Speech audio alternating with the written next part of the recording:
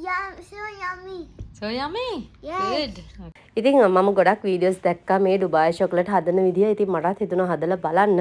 ඉතින් හදන වෙලේ නම් මට හිතුණා මේක රහට එයිද කියන එක. හැබැයි හැදුවට පස්සේ නම් මම මගේ ජීවිතේ කාමු රසම චොක්ලට් එක කියලා කියන්න පුළුවන්.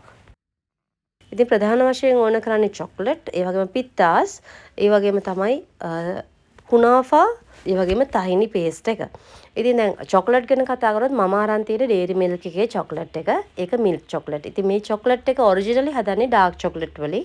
ඒ වගේම පිත්තාස් කටු අයින් කරලා ඔයාලා මේකේ හොඳට පිටි වෙනකම් බ්ලෙන්ඩ් කරගන්න ඕනේ. ඉතින් කුනාෆා එක ගත්තොත් කුනාෆා එක මම කුඩා කෑලි වලට මේ විදිහට කඩා ගන්නවා.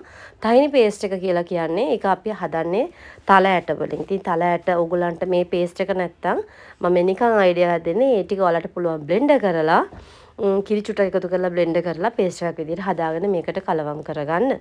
ඉතින් අර චොක්ලට් එක ඕගොල්ලන්ගේ කැමැත්ත අනුව ඕගොල්ලන්ට මේකට සිලෙක්ට් කරගන්න පුළුවන්. ඉතින් මුලින්ම මේ බඩු ටික ලෑස්ති කරගන්න ඕනේ මේ චොක්ලට් එක හදන්න කලින්. අනිත් එක තමයි අපිට වයිට් චොක්ලට් ඕන කරනවා. මොකද මේකේ අර උඩ වයිට් චොක්ලට් නම් ගොඩාක් ඕන කරන්නේ නැහැ. ඩෙකරේෂන් එකට තමයි ඕන ගන්නේ කහ පාටයි කොළ පාටයි. පිත්තාස් ටික හොඳට මේක බ්ලෙන්ඩ් කරගන්න ඕනේ පවුඩර් එකක් වෙනකන්. ඉතින් ඊට පස්සේ අපි කුනාෆා ටික අරගෙන බටර් වලින් හොඳට මේක රෝස්ට් කරගන්න ඕනේ ගෝල්ඩන් කලර් වෙනකන්. ඉතින් ගින්දර ගැන සැලකිලිමත් වෙන මේක ටිකක් අර නූඩල්ස් වගේ හින්දා ටක් ගාලා අඩිය අල්ලන්න බලනවා. ඉතින් ඒ නිසා අඩු ගින්දරේ තමයි මේක අවසාන වතාවේදී ෆ්‍රයි කරගන්න ඕනේ. ඉතින් දැන් මේ හදාගන්න පේස්ට් එකට කියන්නේ කතයිෆි කියලා. ඉතින් දැන් මම ඔයාලට කතයිෆි පේස්ට් එක හදන හැටි තමයි පෙන්වන්නේ. ඉතින් දැන් චොක්ලට් එකේ තියෙන මේක තමයි ප්‍රධානම කොටස මේ ඩුබායි චොක්ලට් වල. එතකොට අර රෝස්ට් කරගත්තු කුනාෆා ටිකයි බ්ලෙන්ඩ් කරගත්තු පිත්තාසියෝ ටිකයි ඒ වගේම තමයි තහිනි පේස්ට් එකත් එකතු කරලා හොඳට කලවම් කරගන්න ඕනේ.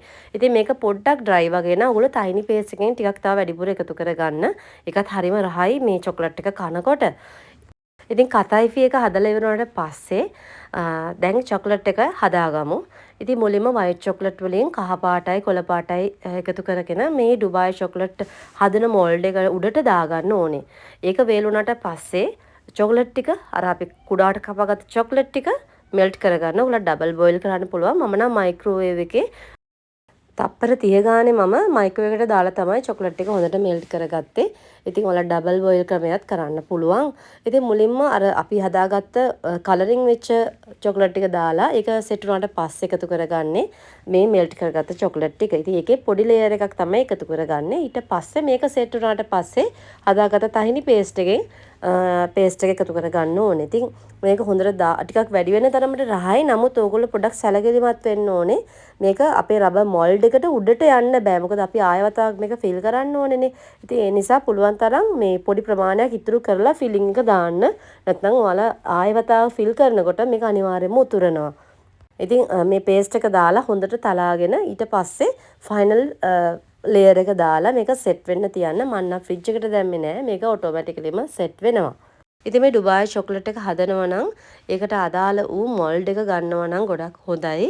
ඉතින් එහෙම නැති වුණත් ප්‍රශ්නයක් නැහැ. මොකද මේ චොක්ලට් ටිකක් මහතට එන්නේ. ඉතින් එතකොට අර අපේ සාමාන්‍ය තියෙන චොක්ලට් මොල්ඩ් වලින් හදාගන්න බෑ. ඉතින් මේ තියෙන්නේ මං හදාගත්තු ඩිසයින් දෙක.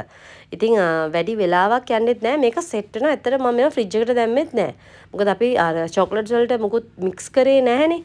ඉතින් මේ බලන්න මේ කියන්නේ මම මගේ ජීවිතේ කාපු රසම එක චොක්ලට් එකක්. ඉතින් ගොඩක් වෙලාවට කිට් කැට් වගේ පොඩි ටේස්ට් එකකුත් තියෙනවා. බට් කිට් කැට් වලට වඩා මේක ඇත්තටම රහයි.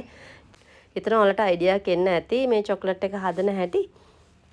ඉතින් ඔයාලා මගේ මේ වීඩියෝ එකට කැමති නම් ලයික් එකක් දාලා සබ්ස්ක්‍රයිබ් කරන්න කියලා ආදරේ මතක් කරනවා.